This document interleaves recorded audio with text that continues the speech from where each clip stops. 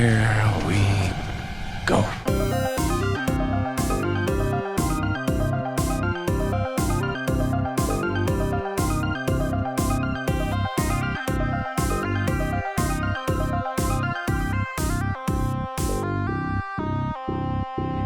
Welcome to Air Capital Comic Con. We are What the Fanboy. My name is Luke, and this beside me is Mr. Tyler. As always, I am Mr. Tyler, and this is the beautiful rainbow kitty, Brett Eitzen. Thank you, Tyler. Normally not introduced as a rainbow kitty, but today I guess I am.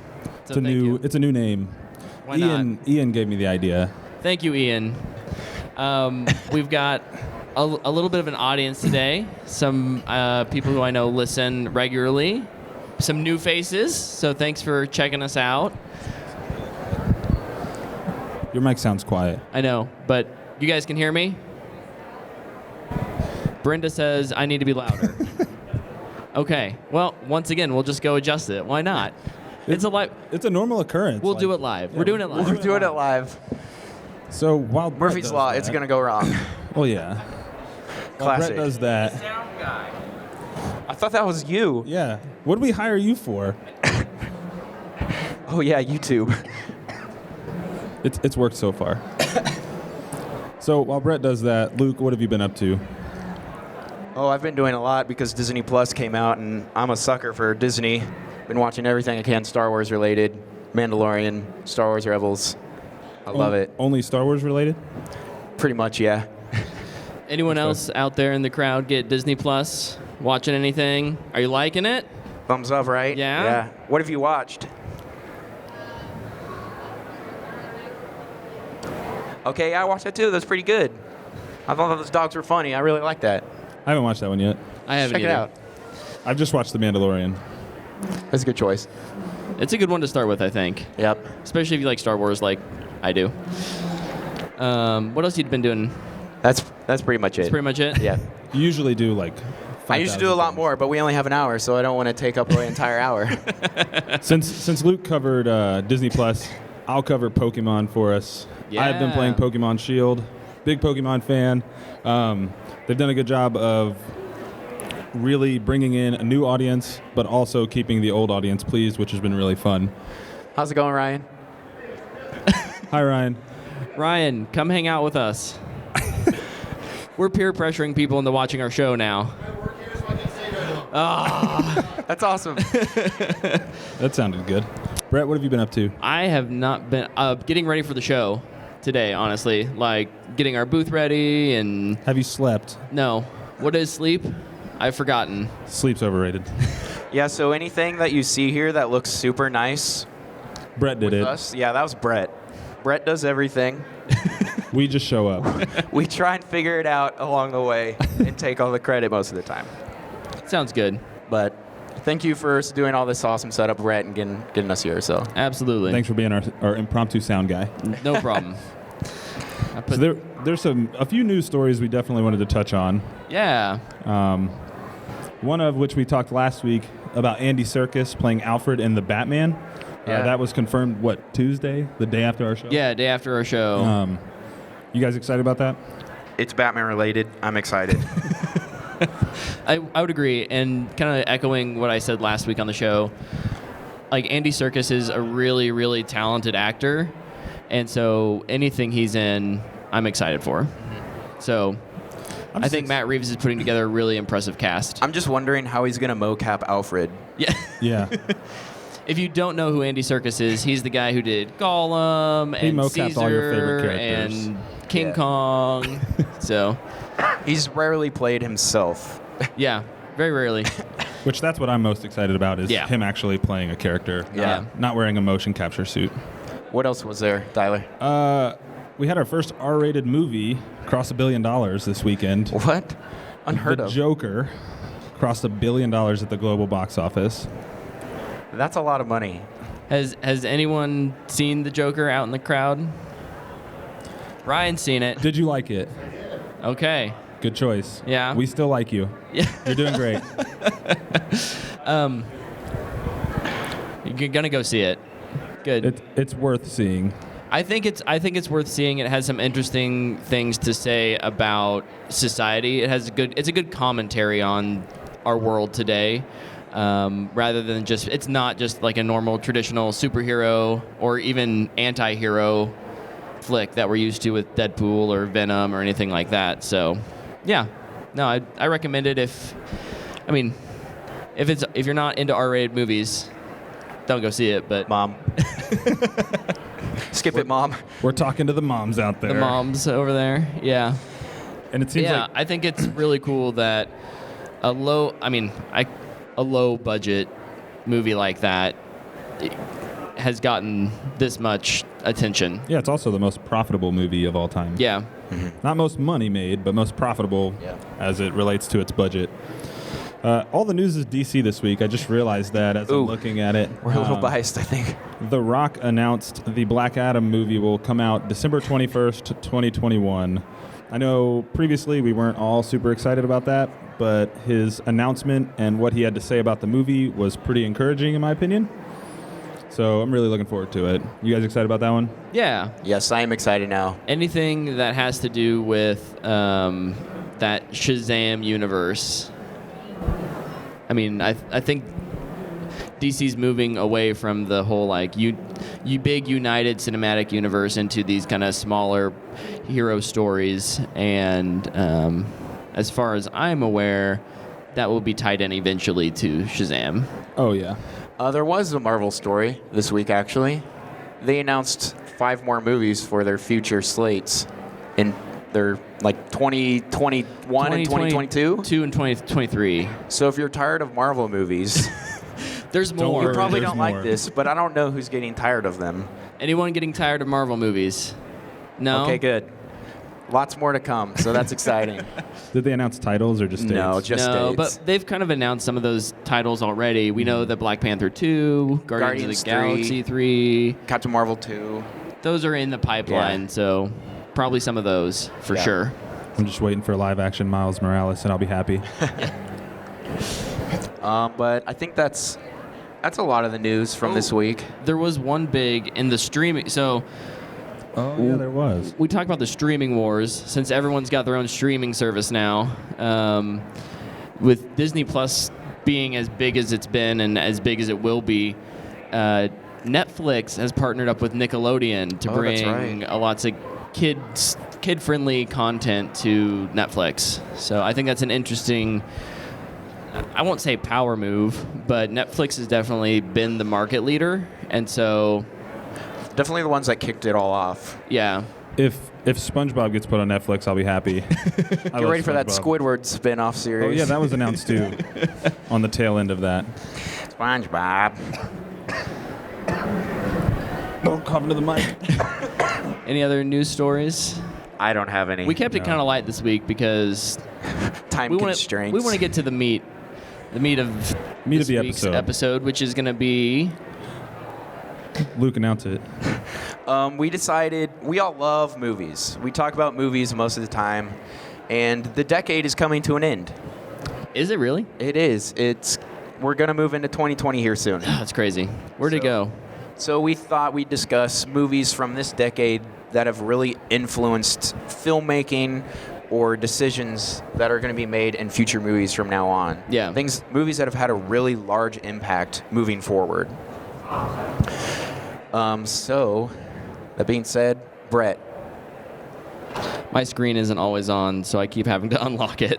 Just use your face. So one that came to mind immediately for me is Mad Max Fury Road. I thought of this one too. I knew one of you would, so I didn't say it. I think this was kind of the first time in this decade, again, we're mostly talking about this decade, that we kind of had that original filmmaker of an IP, of some sort of story, come back and kind of rekindle that spark in that universe with George Miller. And I think that was really awesome. Additionally, it's a movie called Mad Max, but Max is not the main character. We Yeah. got an amazing performance out of Charlize Theron as Furiosa, and she really drives that movie.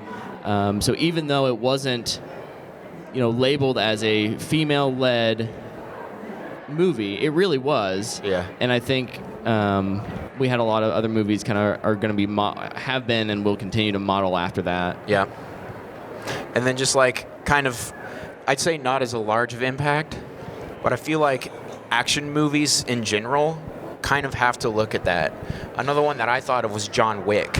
Yeah. A lot of times now when an action movie comes out, you're comparing the gunplay or action beats of a movie to the movie that does it the best, which is John Wick. Yeah. Like they take all of those moments in those movies super seriously. Like there's not very many movies. There it is. Shut up, Tyler. There's not a whole lot of movies where the gun has kickback Or they reload. or they reload, and that happens all the time in that movie. And like, I feel like as action movies now, they're taking those small details more seriously because It's a little more of John Wick. authentic to the action. Yeah. You also see it more in the actors who Yeah. portray those characters. They spend more time training. And also, I just kind of thought of this. I didn't have it in my notes, but you see a lot more of the actor now doing the stunt instead of a stuntman. Yeah. Like think of like Tom Cruise. Mm-hmm. He does all of his own stunts, but like John Wick or Keanu Reeves in the John Wick movies, Charlize Theron in I don't remember. It's a John Wick movie except it's Charlize Theron. Yeah. I don't remember what it was called. Dang it. But they do their own Atomic stunts. Blonde. Atomic Blonde. That was it. Yeah. So I feel like from like now actors they're doing their own stunts instead of a stuntman. Well, and I think Or just kind women. of to echo on that, like the action has got more visceral, is the word I'll use. I think I like that word. in the world of superhero movies, anyone can take a punch, and I think we're seeing more and more kind of like, what would that actually feel like? How would someone actually react to getting kicked in the gut? I would cry. It doesn't feel good. Can confirm. I stubbed my toe yesterday. I typically try to stay and out I of almost fights, cried. so. More football related. Oh, football, yeah. But no, John Wick that's a great answer. Tyler, what do you got? So I wanted to take it to comic book movies because those have kind of ruled this decade. But two movies in particular really captured representation well, I think, over this decade. And those two movies are Black Panther and Wonder Woman. Yeah. Both movies that are very good, both movies that 15, 20 years ago probably would have been pretty risky. I mean, even Patty Jenkins said they were talking about Wonder Woman in 2006, and they were like, we can't do this right now. I think for Black Panther, it gave people of color a chance to see themselves in a superhero, which is what we all see when we see Iron Man, or probably not Batman, hopefully not Batman, but maybe Superman, being that we're in Kansas. Don't be Batman. Yeah, don't be Batman. That's probably not a good choice. He was my favorite. You might need to go see a doctor. But no, I think it allowed people of color to see themselves in a superhero for really the first time. I mean, yes, they had Blade, but Black Panther was a little more hopeful. It made $1.3 billion. Well, it's a Marvel movie. It had an audience. Yes, it had a great audience and had a good awards push, Yeah. which was really good for superhero movies in general. So huge impact for that whole industry. But then it's kind of the same story with Wonder Woman. For women, I mean, they get to see themselves in a superhero, which really hadn't been done effectively until Yeah. this decade. Yeah, So like it had been done with Halle Berry's Catwoman or we don't talk about the that Elektra movie, or you could say even like the Underworld or Resident Evil movies. Right. But Wonder Woman, None of them had really been received well or successful. And I don't know, you get on a comment thread on the internet and people are like, oh, this is never going to work. Well, it works now. and it works great. Look where we are now. There's lots of these are coming out. Like we've got Captain Marvel out, Captain Marvel 2 coming out. Wonder Woman. There's gonna be an A-Force movie eventually. We've got a Harley Quinn-led Birds of movie. Prey, Birds yeah. of Prey. So now it's everywhere, and it set the tone for now. Like, yes, this is gonna work. Yeah. It paved the way. I'd like to also echo on both of those, like their respective creative teams. Specifically, like with Wonder Woman, like Patty Jenkins, we had a woman director, and you can see the differences when you look at Wonder Woman in Wonder Woman versus Wonder Woman in something like Justice League, and how she's shot differently. And like, I just think it's really cool to, maybe cool is not the right word, but I think it's eye-opening to see that how we visualize and look at people, the representation matters. And same with Black Panther and Ryan Coogler, directing it. Love Ryan Coogler. Coming back for the sequel. Can I have Emma McKay please come up to the headquarters table? These announcements are overshadowing us. They're just stealing our. They're stealing our show. Is it back to me? Yeah, go for it. All right, I'm really excited about this one. Oh boy. Use your face. It doesn't recognize me when there's a microphone in front of my face. Thank you, Ian. So I wanted to look at the world of animation and storytelling and animation, and Pixar is probably the best out there. But I was really impressed by Coco. What was that? 3 years ago? 16, I think. 16 maybe. I don't know. I don't know. I cried. I think it did a great job at, and Pixar's always been good at this, but I think it almost hit a reset button for, let's look at a culture outside of the United States, what we think of as traditional Disney princesses in the stories, and let's, really embrace that culture. Music's amazing. I think it deals with topics that are usually avoided in children's movies, that like how do you deal with death and your own mortality, those kinds of things. And of course it's beautiful. Pixar movies are always beautiful. I feel like you could just say Pixar in general. Yeah. They're always upping the game of animation. Mm-hmm. Like, the stuff they produce is gorgeous. Toy Story 4... Like when the rain is falling down the car, you're just like, It looks real. That's real, right? Yeah. They shot that outside. They just put toys in front of it. That's insane. I didn't have much more to add. I think Coco's amazing. Funny story about Coco.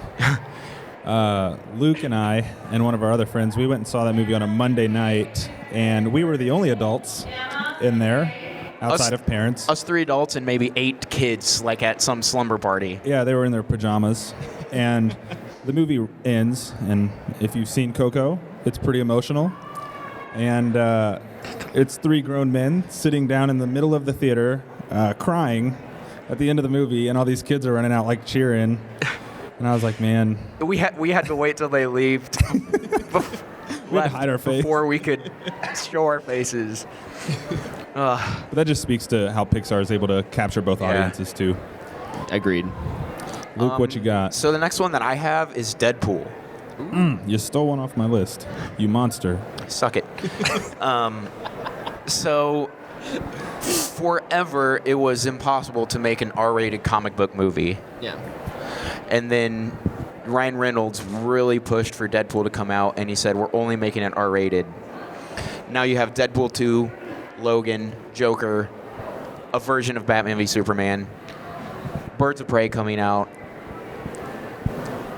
and Joker has made $1 billion now. Yeah. And Deadpool was the first one, and it proved that an R-rated movie can make a lot of money, and it can work as a comic book movie can be rated R. Yeah. No, I think that's really true. Another thing that I think it really popularized is the embracing the meta of Fourth wall breaking?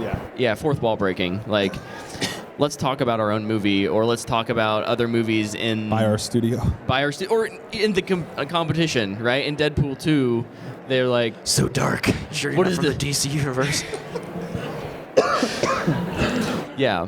So I totally agree. It's a great choice. I think it's back to me, right? Yeah. Yeah. Okay. So I think Spider-Man: Homecoming can land on this list. I think Spider-Man: Homecoming was the first time we saw 2 competitive studios share a property and make a successful movie and move forward with that plan, lose that plan, and realize we should probably stick with this. I made a Yeah, mistake. we should stick with this because the fans are all losing in this battle. Yeah. So no, Spider-Man: Homecoming. Just for that reason alone, having two major studios work together to put out something for fans, like fan service has always been kind of a thing that people take negatively. Yeah. But I think this is the best kind of fan service and the kind of fan service we would look for from all studios. Agreed.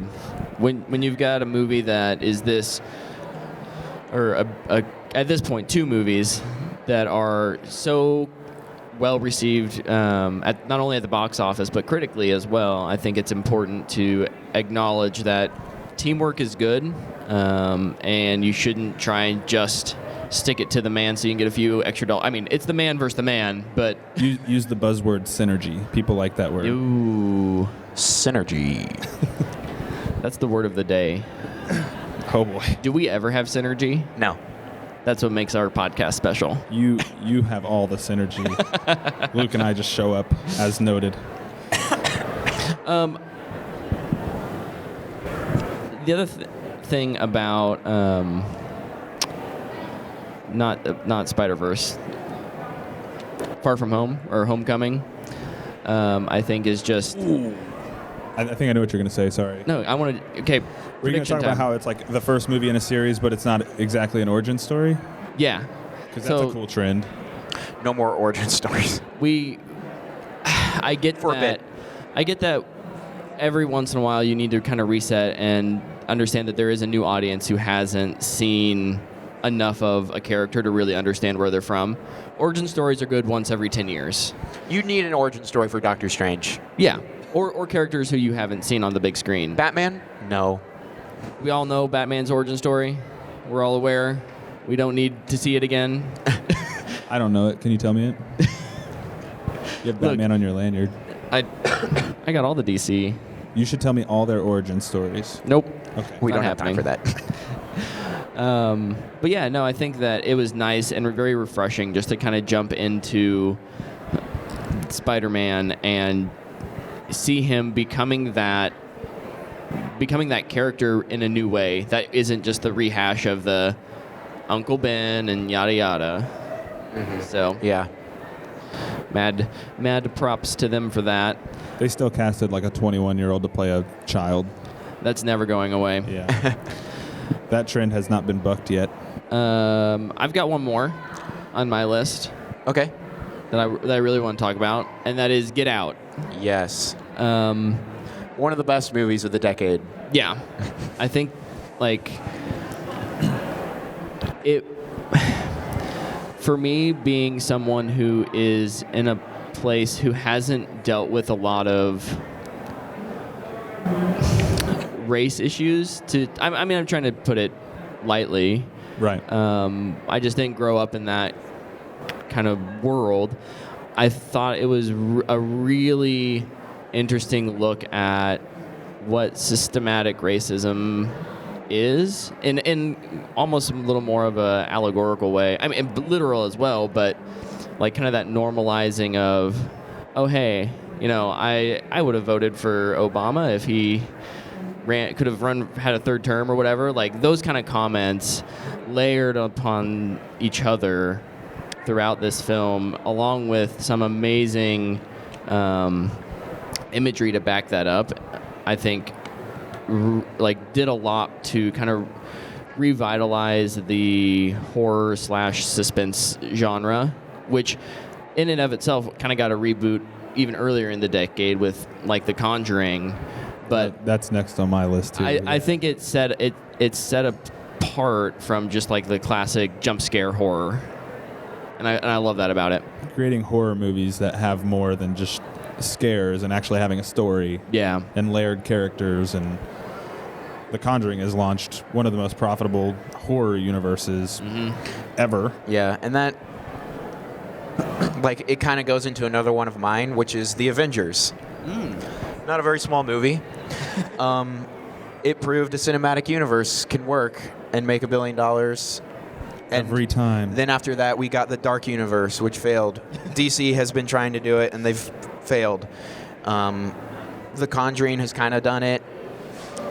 X-Men has kind of done it, but they're part of Marvel now. So, I mean, everybody's trying to make movies like TV shows now. I mean, even after we saw Us, which is Jordan Peele's second movie, not second movie ever, but Second feature. second feature, everyone was like, how is it connected to Get Out? He's like, it's not. And so just the fact that you can go to a movie and you almost expect it these days to be interconnected with another work of that filmmaker or studio is, I think that you're right. That's a trend that Marvel and the Avengers and now what does everybody Conjuring in do what kind at of the way end set? of a movie?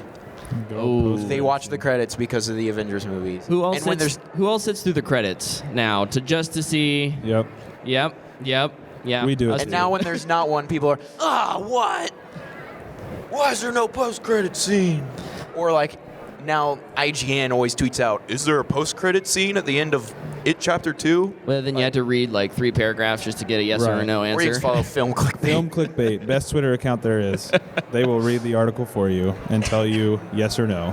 One of our favorite things to do during the credits while we're waiting, we like to read and appreciate everyone who made the movie, but we like to find the most ridiculous name. Yes. So next time you're there waiting for that post-credit scene, there's some fun names out there. Yeah, there is. There's also some great titles for people's roles in movies, like Best Boy. Yeah. Oh yeah, they're not wrong when at like the end of the movie they're like, don't pirate this. It's it helps support 10,000 jobs. Like there's a lot of jobs, and some of them are kind of funny. And good music during credits. Typically, there's Usually good always. music Usually. in the credits. Did you guys have any others? I kind of got some honorable mentions. One being Guardians of the Galaxy. I feel like everybody's kind of copying that tone and the stylish use of music. Mm-hmm. But like now movies are like, oh, it's going to be this universe's Suicide or Guardians of the Galaxy, like what they said with Suicide Squad. Or, Yeah. Like I feel like, oh, it's this universe's Guardians of the Galaxy. It's this universe's Guardians of the Galaxy. Yeah. Well, those team up movies, I think for a long time people avoided them just because of how complex they were. The only one who really didn't avoid it was X-Men. Yeah. Yeah. X-Men always. Just did. straight up. You had some like, Ocean's 11. You had some kind of like, typically they're heist movies, and you've got a cast Superstar of cast. superstars. No, absolutely. And here they're like, here's this guy you may have seen in Jurassic World, Chris Pratt, and you know him from Parks and Rec, and then a wrestler, Dave Bautista, and I guess invisible, Zoe's though. pretty big, was pretty big at that point, but a Groot, oh Groot. A Vin Diesel. Starring a Vin tree. Diesel and Bradley Cooper. So they had some decent names attached, but no, I would agree with that. That was definitely the movie that came out of like left field, though. Yeah. Like nobody expected that to be good, except for the people that were a part of it. Then my other honorable mention is Inception. The use of still using practical effects, being really big. Nolan is a huge guy about that. Mm-hmm. But then also, Hans Zimmer introduced the in the soundtrack. Now everybody does it. Kind of like Junkie and his drums. Yeah. Lay off the drums, Junkie. Jeez Louise, it's getting out of control. I think another one we've talked about is The Force Awakens. Yes. And kind of like these sequels that come 20 years later, diving back into this universe with a whole new cast of characters. That's becoming more popular. I mean, Star Wars obviously has the easiest gateway into that, but Yeah. there are other universes that will be doing that. I'm sure at some point 40 years from now, Marvel will be doing that, where we'll see Chris Evans as an ancient person. I think it coming also redefined what a blockbuster movie is, because at this point in time, if like the bar for monetary success has been set to $1 billion. If your movie doesn't make $1 billion, You failed. that's not true. You don't have to make $1 billion, but that is That's kind of social the media's Just make a fault. good social movie. media voice. Yeah. But this year alone, Disney has 4 already, 5, and they've probably got 2 5 more. with one more coming. At least 1, maybe 2. What's the other one? I think Frozen 2 could make $1 billion. Oh yeah, Frozen 2. So yeah, I just think The Force Awakens and kind of redefining what a blockbuster is. And you can maybe make the case that Avatar did that first, but I think that was such a. But that was in 2009, so we can't talk about it. Yeah, that's right. We're talking about this decade, Brett. Oh, you're right. My bad. Refraining from making an old joke. Oh, yeah. I am the old man on the podcast. He is. We've talked about some movies, but there's some other things this decade that have really impacted their landscape. One Yeah. huge one is Fortnite. Oh, in the gaming world. In the gaming world, Yeah. Fortnite has completely changed the landscape. Love of it or hate it, you have to admit that Fortnite has really changed everything. everything. The way people roll out content, Yeah. the way people free games. Yeah, free are to play way more popular on now. free to play that's- was popular on mobile, Right. But not on console or PC, Well, and that's and it- completely changed. And I mean, now you see studios aren't afraid to jump into the free to play. Like Right. EA with Apex Legends Yep. jumped in, Also, microtransactions. Yeah. changed completely. And this, going off that, Star Wars Battlefront 2 changed it for the opposite. Now, because of Star Wars Battlefront 2, everybody's like, is there microtransactions? Nope. Oh, good. I'll buy it then. Luke, you've been playing the new Star Wars. Does it have any Fallen Order? Does it have microtransactions? I've only played 2 hours of it, so I don't really know. Oh, okay. He But didn't that look game at is the awesome. menu. He just hit A and started playing right away. Yeah, that's fair. Another one, Netflix. Yeah, Netflix changed the game. Netflix was the first profitable streaming service, I guess. Profitable is debatable. Debatable, yes. However, Popular, we'll say. successful. I Yeah. mean, you can be successful without being profitable. But now there's every single studio has a streaming service, with more to come. Yeah. NBC is going to have one, and then Warner Brothers has theirs still to come out. Guys, look at that Predator mask. Oh, it's an amazing that is awesome. cosplay back there. Also, I'm digging That looks Hellboy. awesome. You guys look great. He looks sweet. Sorry, it was distracting. It looked awesome. Squirrel. Yeah, that's my role here. The other one, But just to go off on that Netflix tangent, even that's invaded into the gaming world with EA Access, Xbox Game Pass, Stadia. Stadia. Well, The I think whole you still have to. console. Don't you still have to play? It's a Predicated on that. subscription, and yeah, it's streaming. the subscription service model is here, probably to stay, at least for a while.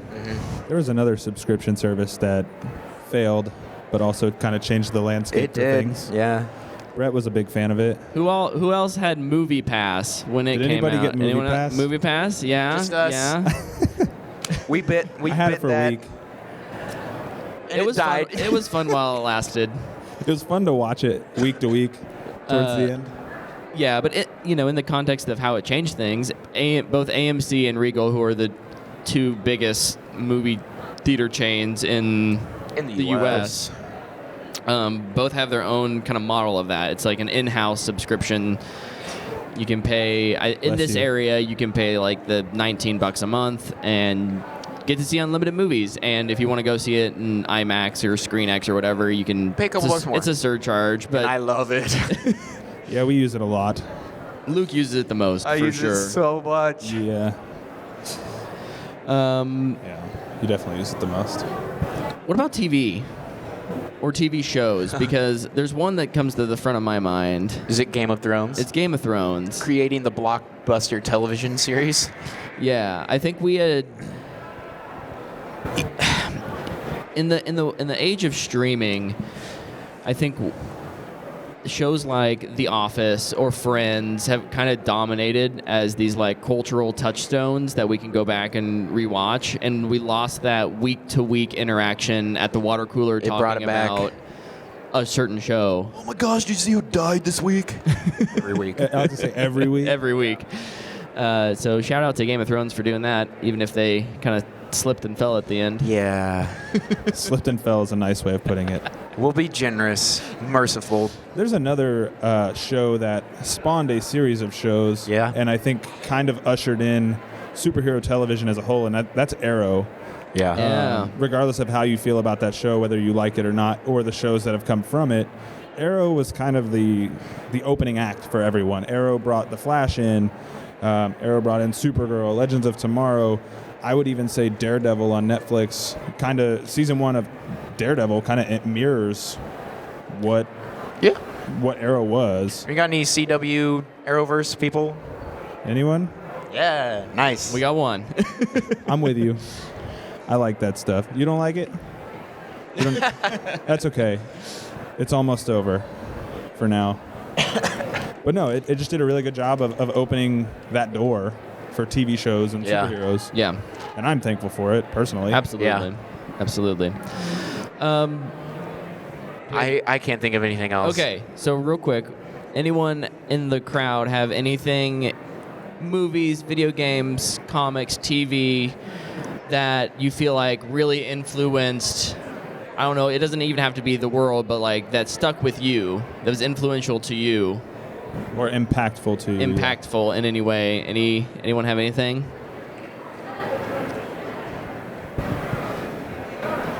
Cue the Jeopardy. Kid's shaking his head again. What's your favorite movie? You don't know? You don't have a favorite movie? They're all good. Hey, that's all. That's My the way to wife look is at the it. same way. She just goes into and tries to enjoy everything, which I do think is like.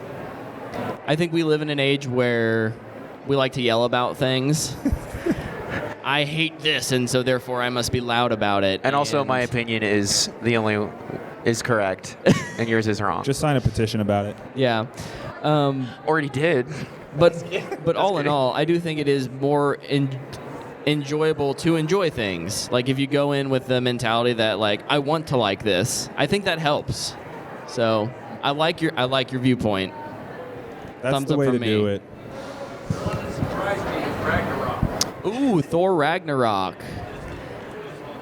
Complete I switch love of what it was. Ragnarok. Thor Ragnarok was one of my least favorite movies when it came out because I was not prepared for the tonal switch. You know, Thor 1 and 2 were so serious. And Yeah, I thought the tonal switch saved Thor. it did, ultimately. I Like, couldn't stand Thor before that movie, and now he's like my favorite, one of my favorites in the MCU. So. Yeah. I don't like that movie. Still don't like that. You're wrong. You're wrong. But I like Korg, so I got that. Do love Korg. Need more Korg. Korg is the best. Do we want to open it up for questions? All right, one of the things we do at the end of every episode is we have this thing called the fan box, and that's where you guys can ask us questions, and they don't have to be related to Marvel or games or anything like that. One of the questions we got was cereal soup? Quick vote. Is cereal a soup? Is cereal a soup? Yes. Yes? No. All right, no's. I like you All right. guys. I think the Especially nose you, Tyler. just outweighed it. We So- talked like for 30 minutes one time about this. We did. So and that's then a we good kept arguing example. about it like after. We still argue about it. We do still argue about It it. still comes up from time to time. Oh, it's a stew. stew. Now that's I don't know. That's I don't think so. interesting. No, I like that perspective. Do you like cold stew? Worth thinking about. So it's badly made stew. It's poorly made. Okay. I can make a mean bowl I can get of on with that. cereal. It's like the only thing I can make. Today was the first day I ate breakfast in like 6 months. So I'm glad you did. You probably would have fainted by now up here. Life's going well for you, isn't it? tricks on you. I fainted already before we got up here. Do we? Do we have any questions? I will bring the mic to you. if Yes, you in the want front. No, we'll just repeat it.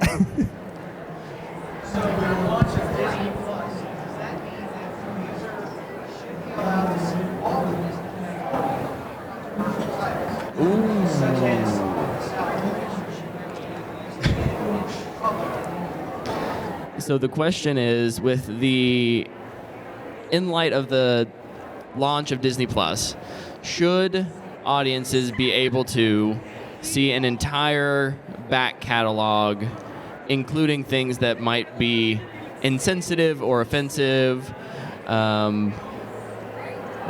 such as Song of the South Is in that on Disney's there? case? Is it on there? I don't think it's on there. Okay. Yeah. Okay.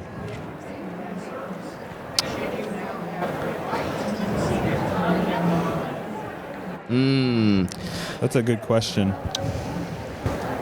I do know that, like, if you go and you want to watch the original Peter Pan or the original Lady and the Tramp, where there's some questionable moments in them, if you go to the synopsis at the bottom, it says, "This was made at a different time, and we're sorry about that." You like to have disclaimers. Yeah, they have some disclaimers. Song of the South, though. I lean more towards no. Yeah. That's not necessarily a right. I think what you're paying for is not the entire catalog, but the catalog they choose to release. There maybe could be a business debate about that, but I do think specifically when it comes to films or content that has really, it's not questionable, it's just bad stuff in it, I think that's okay to leave off. Yeah. I think it's a good business decision Yeah. to leave that off. And especially when you've got, this is a service that's really like, it's for families. It's really family oriented. I'm not saying you should take it out of like the Library of Congress or something like that. Like I think it's important historically to keep that stuff around so that we can learn from it, but not just have it on my child can come across it and play it and ingest that and think that's okay. Yeah. I think Brett nailed it. That was a great answer, Brett. The Mandalorian? Mandalorian is sick. Have you liking seen it yet? Yeah. It's awesome. First 2 episodes of The Mandalorian are out, and we won't do any spoilers, but I'm an episode behind. Have you watched both of them? Is the second one better than the first? I like this. I like the second one more, mainly because I love Jawas. So. spoiler alert, there's Jawas. Yeah, there's Jawas. Sorry, I ruined the whole episode. Another announcement. Midnight Supernova will be performing on the main stage on the second floor. Oh, so that's why everyone's here, to see Midnight Supernova. I knew see it. how it is. We're stealing the views. I knew it. Oh, we should have grabbed some business cards. I know. We'll announce our. No, we'll just. Do we have any other questions before we wrap it up? Oh, What's up? yeah, you first.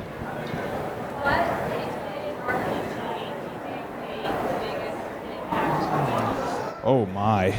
Biggest, I know my two favorites. like 8-bit specifically. Go And for you it, said Tyler. RPG? RPG. Oh. Yeah, Undertale's huge. Yeah. For me recently, I don't think I've played enough to give you a really good answer on that, but for me recently, I would probably say Octopath Traveler. I think it brought it back in a AAA way that hasn't been done in a long time. Another really good pixelated game, and it's not an RPG, I think, is Celeste.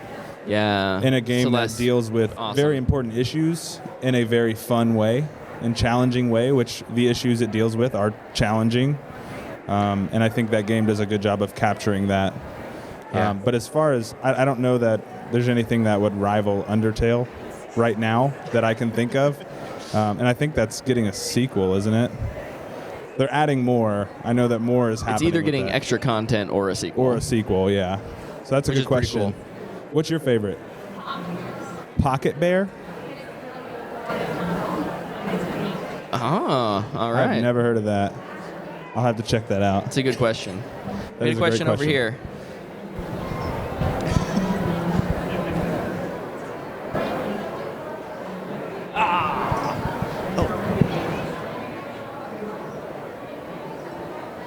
Ooh, Which live-action version of the Joker do we think is the best?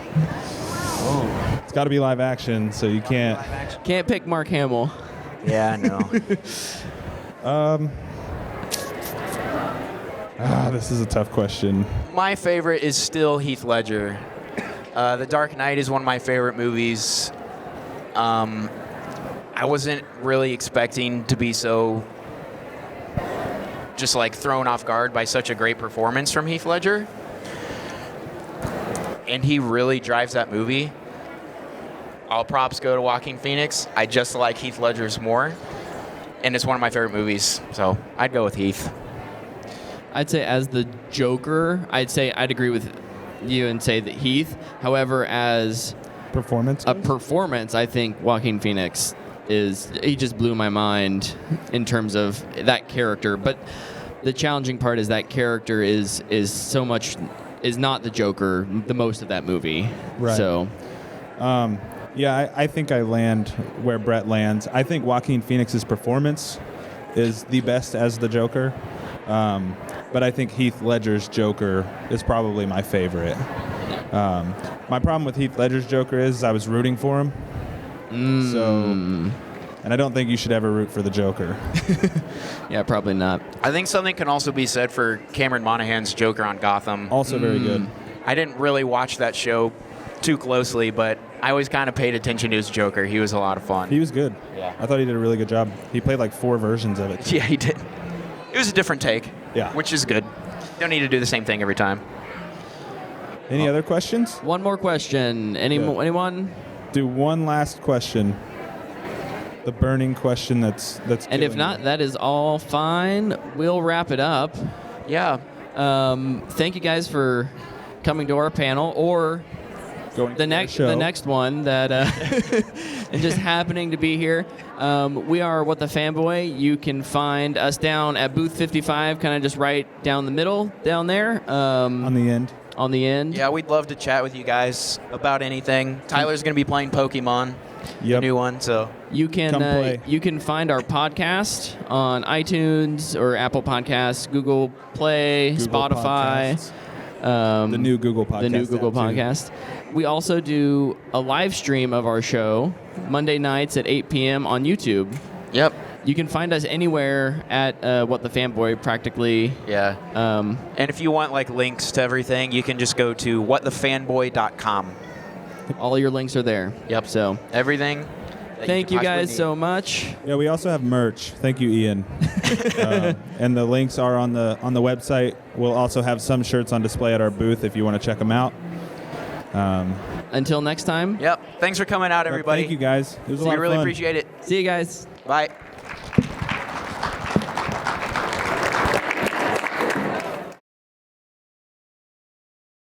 What's up, fanboys and fangirls?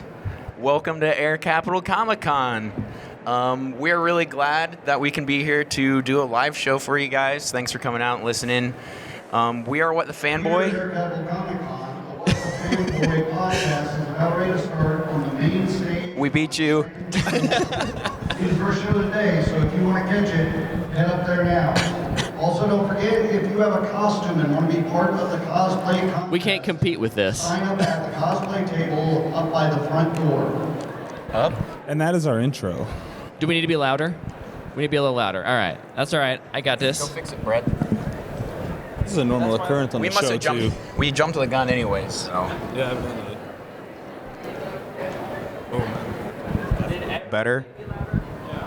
Okay. Is that better? You go. Better? Check. Check. English is my second language. What I'm hearing is that words are hard and we just need to enunciate. Enunciate. Luke, you need to take your normal speed and Oh, no. reduce it by about, what, 0.75? Oh no. I talk too fast. This is not going to go well. All right. Let's try it again though.